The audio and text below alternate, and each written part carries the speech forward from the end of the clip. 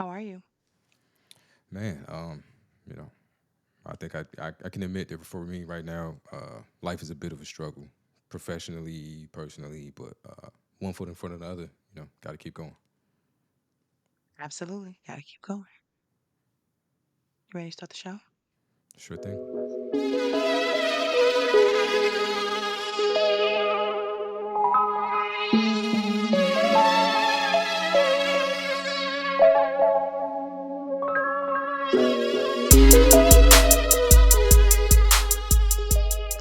Hey, everyone, and welcome to or welcome back to One Man and One Woman, the podcast.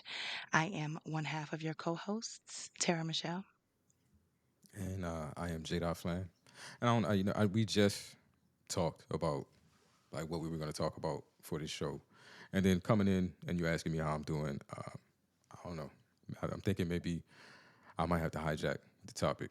Um, Okay. I wanted to talk a little bit about like I know for a lot of us, and I'm gonna speak from a male perspective because I'm a man, and I do not have any idea of what you guys experience as women. But I know for a lot of men, a lot of our identity sometimes is tied to our profession, and when things go wrong professionally, just disputes in the job in the workplace, and then as a black person, you may experience uh, moments where you can't tell if this is happening because I'm black or not, or any of those things. But that's kind of the space I'm in this week, where my job is affecting how I see myself, and I need to do the work to separate the two. I don't know. I don't know if you feel up to it, but maybe we can have a conversation about that. Absolutely. I love the fact that one, you came up with the topic. That's pretty exciting. And two, I know the importance and the value of communication, which is why you and I chose to do this show. So, of course. I can say that it's not just a male thing. I understand fully what you're going through. We've talked about the things that happen in my job. Um, one of the things I'll start off with is my personality type, as I've also told you this before. I did a behavior analysis some years ago when I used to work in utilities. And one of the things it said to me is that I judge my self worth. I judge myself by how well I am doing at work. If things at work are not okay, I am not okay. And I have been working on that over the years to not let those things cross, but they do. When we think about it, how many hours do we spend at work in a day? First of all, there's 24 hours. If you sleep just 8 hours, you got to subtract that from the 24. Now we're talking about how much of that day are you getting ready for the job, in traffic on the way to the job, at the job, in traffic on the way from the job, and then getting home. We don't really have that much time to ourselves, for our loved ones, compared to how much time we spend at work. So I could see how easy it would be for things to cross and for us to judge ourselves in other areas of our life based on what's happening in the place we spend the most time. Yeah.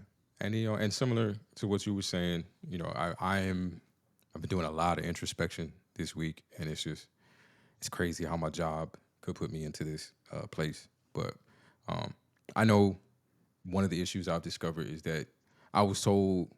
I keep saying I was told, like I just don't want to accept it. I was told when I was in rehab that I'm a perfectionist, and it is difficult for me to accept because I'm not a perfectionist in like the traditional sense or how most people would expect a perfectionist to act. I'm not punctual. I'm not neat. Those things, don't matter to me. I live in chaos pretty much.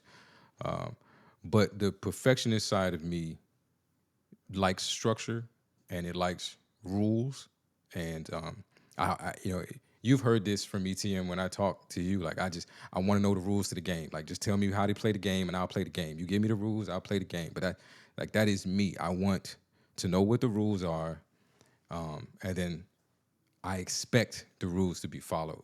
And when people don't meet my expectations in terms of following the rules or adhering to what I believe should happen, I get easily frustrated, and that becomes a space where it becomes difficult for me to function. And that's what I'm finding at work. So part of that is I I need to find ways to cope with the fact that people are not going to obey the rules. It happens to me in traffic every motherfucking day. Sorry, Granny. Um, I don't understand. Like I'm the new driver. Either you guys don't know the rules or you just don't care. And yeah, like this that I don't care, like that sends me to another level. I don't care about the rule order. I'm above the rules. That I get nuclear pissed, to coin your phrase, Tim. But yeah, that's where I'm at, and I've got to figure out a way to handle that. Handling conflict in the workplace, and yeah, and just how all this is affecting me personally is really eye opening. I've lost a lot of weight. My appetite is not the same. Yeah, it's just I'm disinterested in a lot of things, just because I am not used to, but I know how much work I'm putting in. I know who I am and who I believe myself to be. And then when you go to these places and sort of that identity is challenged, like I'm here. I'm still me. I know who I am and I know what I'm capable of. And I'm doing the work and I'm doing it at a high level. And I'm encountering all of this opposition. It's becoming very difficult for me. One of the things my boss said to me today was because he's noticed, I flipped on a personal note. I flipped and started waking up earlier, getting to work earlier, and meal prepping. I'm trying to do some things to like turn some things around for me. And he noticed all of that. And when I'm talking to him today about the struggles that I'm having, he was like, "Man, isn't it weird how when you try to make a change for the better, like that's when all the adversities come." It's like, yeah, Mhm. and I know that, I but mean, it that's a sucks. biblical thing. Yeah, but it People sucks. say It that all the sucks time. ass. Yeah. Sucks monkey balls. Wow.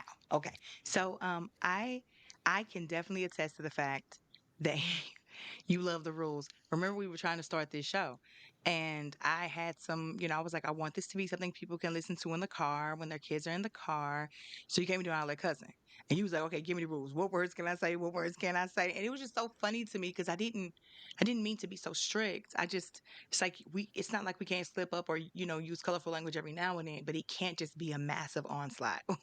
We can't do that. So I can attest you were telling the truth. Um, you're just so not alone in this. And it is I'm glad you brought this up because it is definitely something hard to to pull away from when you are someone that's being challenged and you're not in the wrong. For me, when this happens at work, it's always at the hands of somebody who doesn't know the job.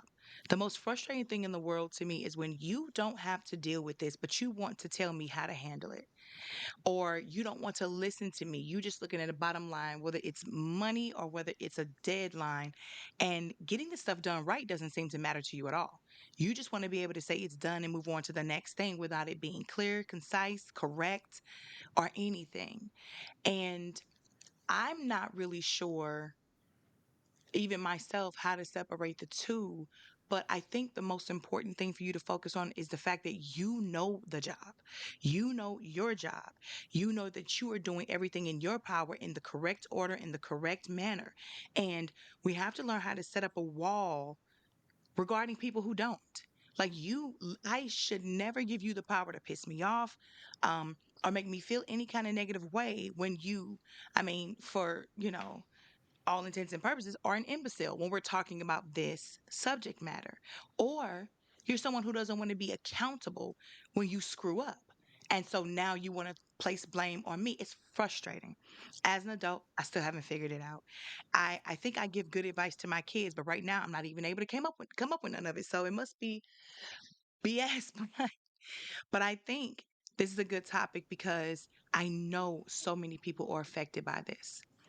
And I do want to go back to something you said earlier, which is when you're working in a space and you see people who are not of color slacking off, never being prepared for the meetings, never able to do their job, falling behind. And when they do, sometimes the people of color are the ones that are asked them to help out of that, climb out of that hole. But you know as a person of color, if you were to ever not be ready or prepared for a meeting or to meet a deadline, it wouldn't go like that. It wouldn't at all. And now you're put into a space, unfortunately, where that's what you see now. You're looking at how the promotions go for me, how the promotions go or the hiring goes for everybody white coming in at way more than what any black person has ever made, even though they're less qualified in experience and education, and the way that they just get away with never doing anything. And then when you come up, it's all these rules, these regulations, these deadlines. I would never be the type of person who slacked off just because I could. I never would. But it sucks to know that if I was going through something and I couldn't make that deadline, I would not get the grace that they do. It is very hard to get up every day, go to work and do your best, watch people who slack off and have zero accountability do whatever they want, and then when they are behind, get asked to help them catch up. Has that ever happened to you? And how do you deal with that? Yeah, so it's in some regards that's kind of my job. And so yeah, the conversation I had a long conversation with my boss this afternoon, and I think some of what I'm asking for in my situation is just equality, which is I thought I was getting away from the thing, but I walked right back into it. But like just have the same consideration for me that I have for you. Like it is part of my job to take the bullets. I work in a what I call a customer facing position, and as technical as the work is that I do, it's still very much people relations almost. And so yeah, with whatever goes wrong, whether it was my fault or not, it's kind of my job to smooth it over, make everything right. But if I'm doing that for you, if you understand that if you mess up, I got your back, then when I ask for help, I expect help, and I'm having to deal with that rejection, and it's very difficult for me to not take that rejection personally, even though it's happening in the workplace. It's a professional thing. This is just a job. This is not me. It's not my life. Like I came home from work the other day, and my ex-wife sent me a video of my daughter riding a bike. It was a super proud moment for me. I don't know how to ride a bike, but my little girl does, and that's what's supposed to be important. But I need the job to pay for that bike. I need the job to have the health insurance if she falls off of it. I need the job to support that life. And maybe that's why it is so difficult to deal with these. I wish I could be in a situation where I did. I think if I didn't need it, if I won the lottery tomorrow, I'd go in and none of this would bother me ever. I could do the same work. They could do the same stuff to me and it would roll off my back like nothing ever mattered. But because I know I need this, I'll make a confession. And I really want to do this episode. I don't have an answer for any of these questions that I'm answering. I just want to have like let's talk about it, and let's, like you said, let's make sure if there's anyone else that's experiencing this, that they know that they're not the only person that experiences this. And but you know, I was so angry and frustrated at work, and I felt handcuffed and could do nothing about it. Yeah, I had somebody walk up on me to ask me a question, and I had to rush because I had tears in my eye. I was that upset and had no outlet for it that like my eyes are watering up, and trying to find a way to not let something be that serious to you that's not supposed to be that serious to you, but it is. That's you see what I'm saying? Like it's not supposed to be that big of a deal, but I need this job to take care of my kid, so now it is a big deal, and you're Well, you making know this what? job a difficult place for me. Exactly. And that's the thing. Who wants to work in a hostile environment for 8 to 10 hours a day? Some people work 12-hour shifts. What we have to understand with the human makeup is we like to be happy and we like to be treated well.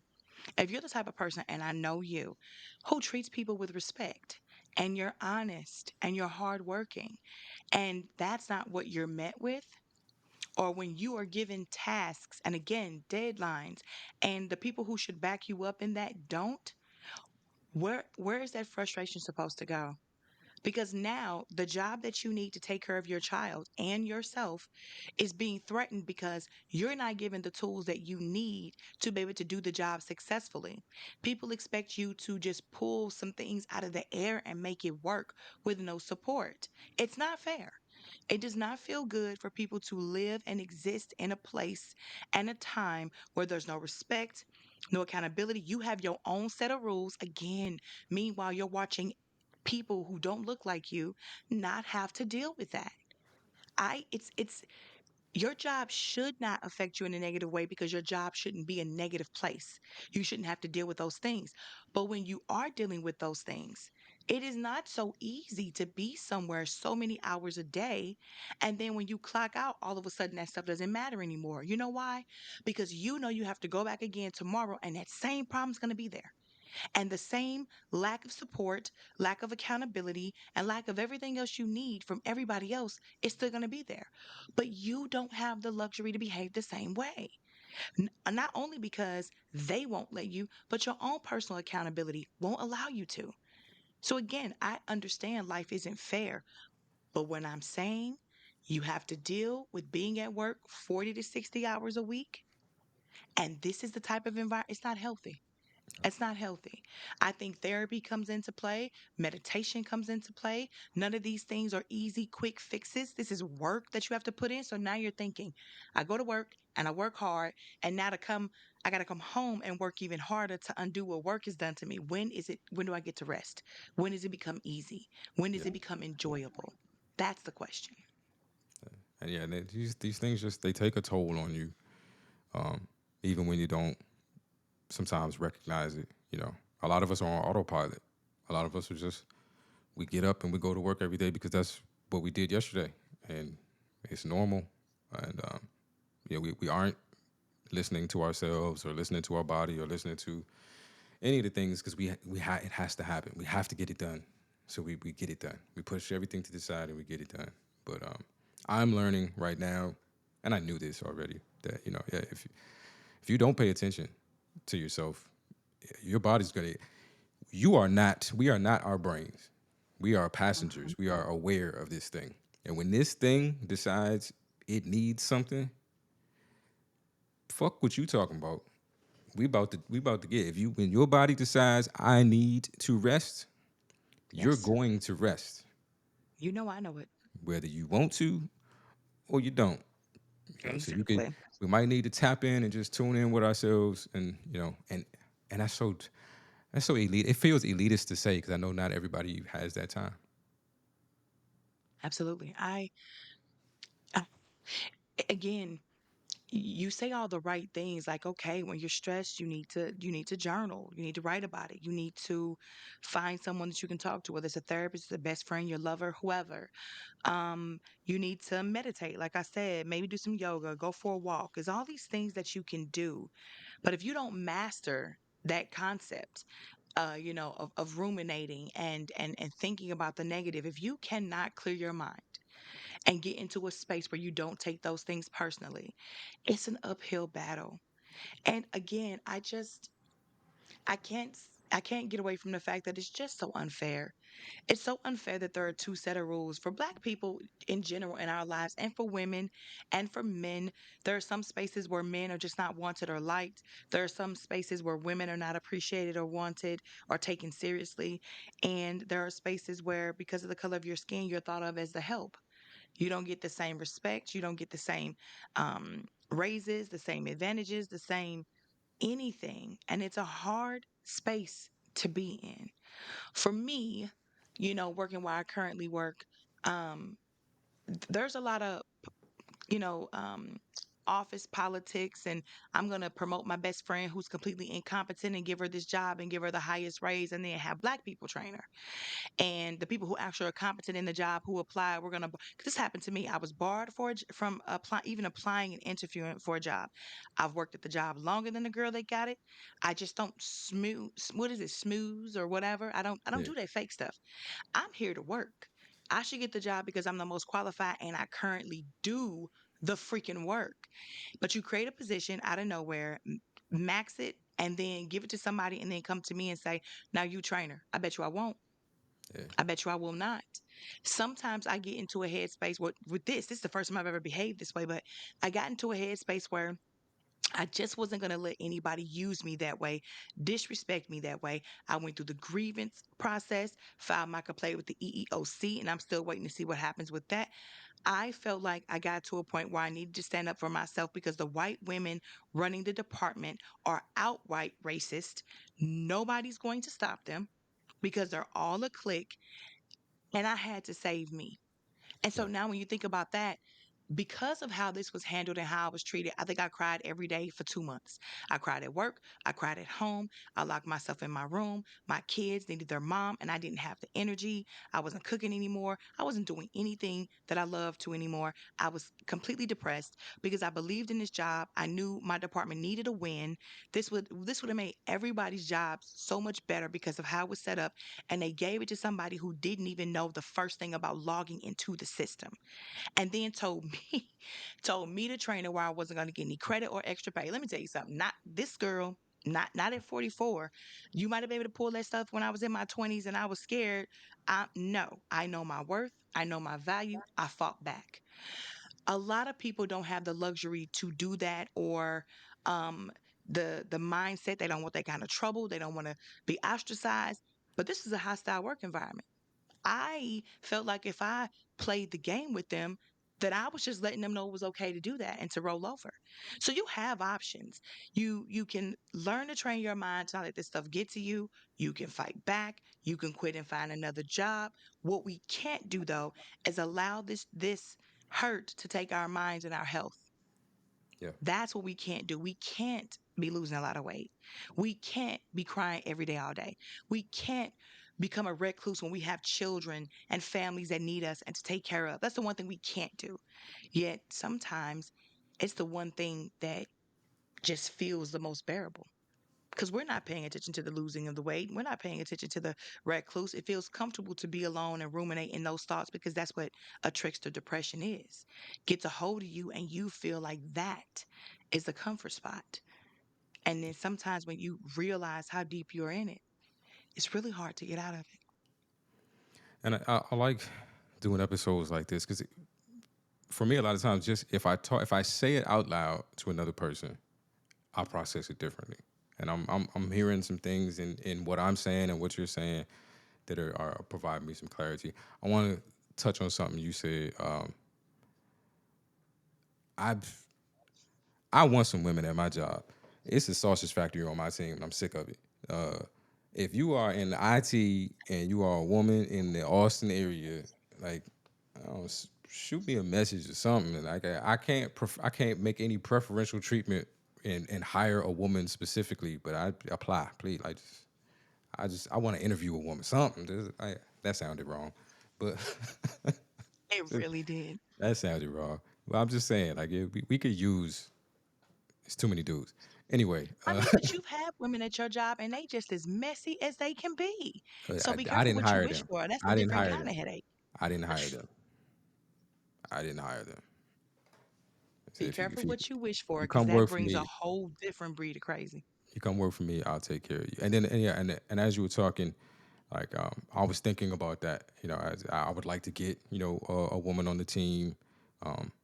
And you and I have talked about how I view my role as a leader on my team. My job is to bring people in, train them up, give them opportunities, provide them the space to move on and do better. Nobody's supposed to stay in my team for too long.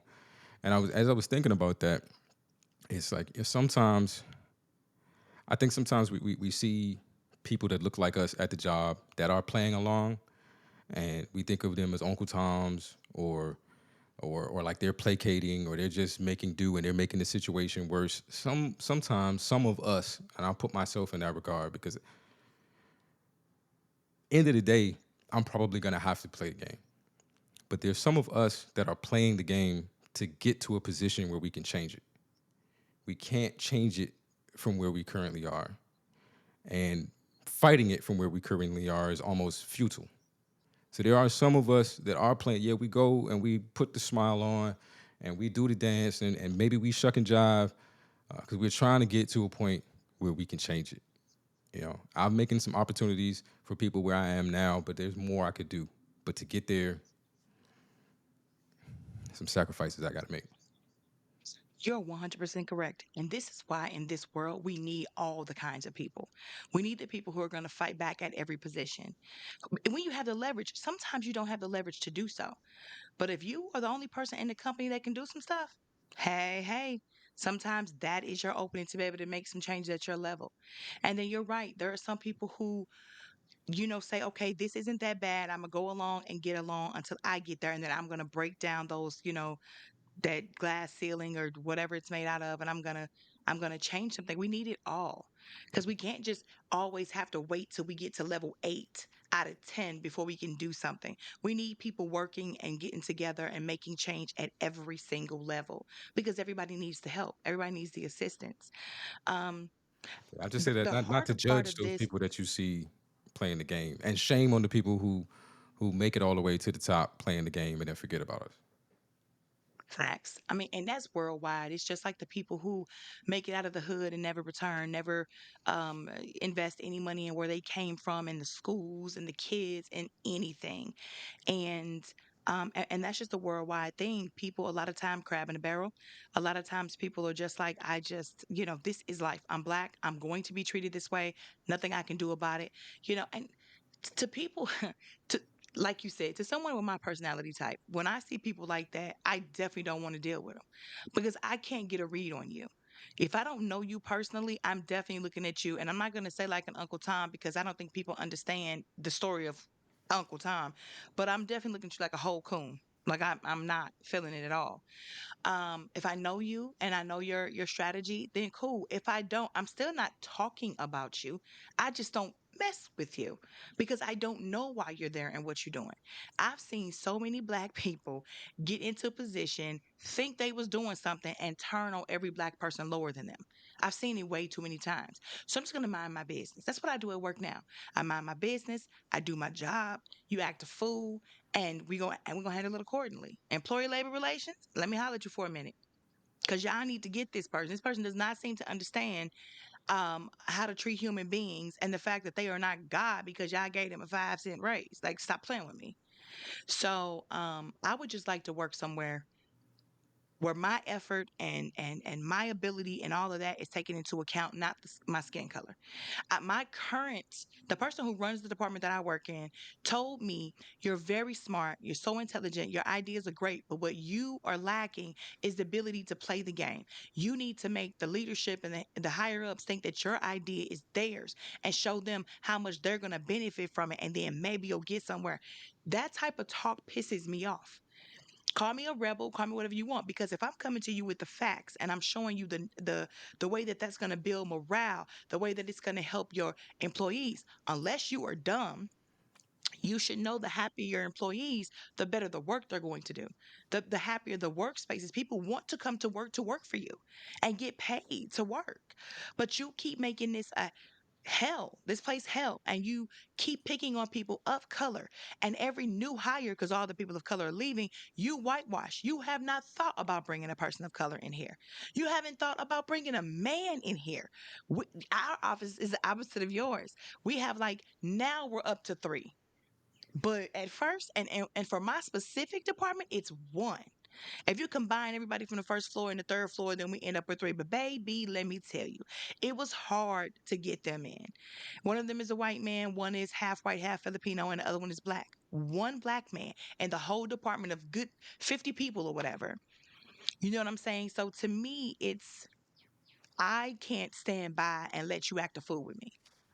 Not when you screw me over with a job that I should have. Everybody in the whole company was like, "Oh, you're a shoo-in. That's you." Higher ups, middle, lower, everybody was shocked and stunned when that trifling woman put that incompetent chick in that position and then sat there like I was gonna come and fix it. Yeah, I know. We've talked about doing more things our parents said to us that we need to bring back. And again, like this is why these kind of episodes are helpful to me because just saying stuff out loud and then hearing what you have to say, and it makes me think about things. But yeah, for I understand that point of view, and just for some of us. One of the things my mother always said to me was, being right is not is usually not enough. More often than not, and especially for us, being right is not enough. Just because you're right is because you have all the facts and all the evidence. It's just simply not enough. And if my expectation is that when I'm right, I'm going to be treated as such, then I'm set up for a life of disappointment. So in some of these situations, I have to look at them like I know this should be enough. This should be enough, but it's not. And if I want what I want, if I'm trying to reach the goal that I'm trying to reach, I can wait for it to be enough, or I can move forward. I can shift and adjust, and but and maybe I can get to a point where now I'm the decision maker, and I can let it be enough. But for right now, and that's just the sad fact of life. In a lot of situations, being right is just not enough. My mom always used the analogy of standing at a crosswalk and the light turned green and you see an 18 wheeler speeding towards you. You got the right of way. You You got got the the right right of of way. way. You would be absolutely You right. got the right to die too if you step Yeah, in there. you'd be absolutely right if you walk across the street, but you be dead right. Is it Abs worth it? dead right. Dead Extra right. super. That is for I love that. That is freaking hilarious. True. True, true, true, true. And like I said, we need people who think like you. We need people who think like your mom. We need people who think like me. We have to give them a variety. We cannot all be the ones.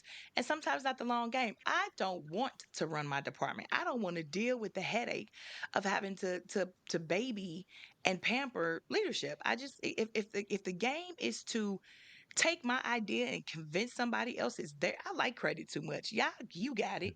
I love my position, but when there's time to advance and time to make the job better, to serve the employees and the student population, you don't screw them over for a friend who is completely, I'm talking about utterly in every way incompetent. You just don't do that. And it's hard for me because now it's like I have to sit back and watch you single handedly tear down every chance we had to get this right. So you know how I play my part? I continue to do the work. You gave her the job, but she's still not doing the work. She's sitting up there getting paid the max to sit on her fingers while I'm actually still doing the work because I actually care about the work and the people who are going to be affected if I even remotely tried to teach her something the way that it would be botched would be, I mean, catastrophic because there has been no you know what? I'm not even finna go there. Like I said, of all the people in the world, we could have had a better shot if we just hired a homeless person off the street in terms of competency. There's a possibility because they may have had at one point in their life some type of structure or job where they could have done the job. Not the person who got it though. She simply was the friend of the person who decided to give her the job. And so for me, I don't know what way is around her. I don't want the job of the person who did it. I don't want the person above her. I like what I do. I'm fine with that. That would have been a move for me that would have been good to manage that team because I currently do the work. But it just it's a really sickening situation. And like I said, after working, I've been working since I was 14 years old. I am 44 now. Enough was enough in this moment in time. You can't do what I do. I could try to teach it to you, and you still wouldn't know how to do what I do. But why on earth would I ever do that when you don't want to pay me to teach the person and I'm the qualified person for the job? You gave it to her, so go figure it out. Yeah. But yeah. Go Um. figure it out. Yeah. I think this good topic and a good episode. I'll be curious. Listeners, if you want to share your struggles at your job, what you're going through. Please, Like I said, please. just me saying it out loud to another person kind of help me process some things. And yeah, I'm just thinking about all of this. I'm reminded me and another podcaster, Boom from Podcast Lit. Am I getting it right? Podcast Lit. Yeah, podcast Okay, lit. Podcast Lit. We started off with a pretty tenuous sort of relationship because of our differing views on how to approach this situation of being black in America. And then not too long ago, we had a really good conversation. We just had to come to, we're fighting the same battle. We just got different strategies. But at no Yeah. point are we enemies. We're moving in Yes, this. that's right. We're moving toward the same direction. We're just doing it differently. But at no intersection are we enemies. And I just, even if we can't agree on how to get there, I'll meet you at the finish line, brother. Godspeed. Absolutely. So if we could just, we're all struggling. It's difficult for a lot of us. Love on each other, support each other, and just, even Absolutely. if y'all don't agree on how to do it, you know, most of us, if you know the person is working for the greater good, just give them their space and wish them the best. Absolutely. And just remember, we need all types of people.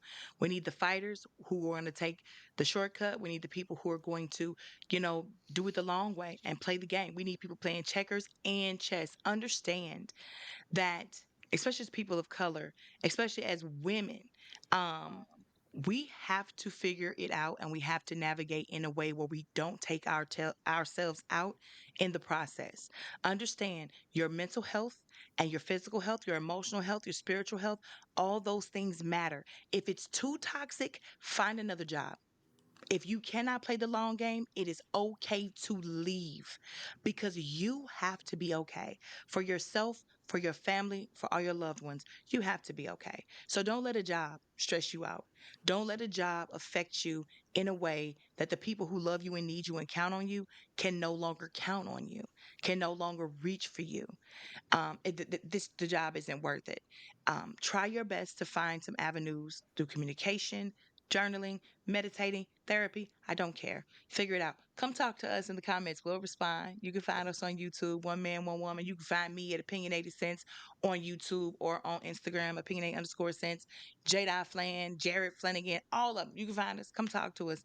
Tell us if you agree. Tell me if you're having this issue at the hands of white women. I'm telling you, I have never experienced such outright blatant racism and you just stupid, this is my friend, I can do whatever I want type of stuff that I have at the hands of the white women that are currently in charge right now. It's absolute racism and they want to pretend that it's not. And ELR is not helping at all. At all. They actually help them cover up the stuff that they do. It's disgusting. However, I'm still the best at my job, so it is what it is. Anyway, guys, as always, I love when you come and spend time with us and listen to us. I want you guys to engage more when you see my reels, when you see my stories, when you see me post. Come and holler at us. Let us know. Let's start a coalition or something. Let's just wipe and abolish this mess out. I'm tired of it. But as always, be good to yourself and be kind to others. Holla. Holla.